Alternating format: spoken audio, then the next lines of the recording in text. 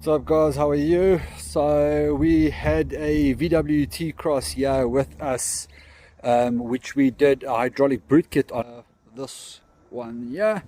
And let me just demonstrate to you how it works. You hold the remote button's boot button down, your boot will pop. Nice clean install.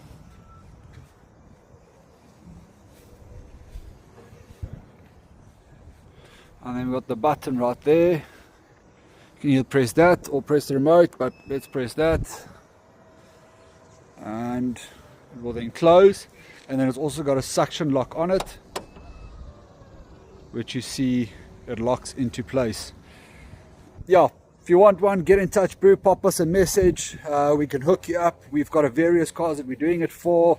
They got the gateway modules to them, so they program properly into the cars, and a list of cars that we can do.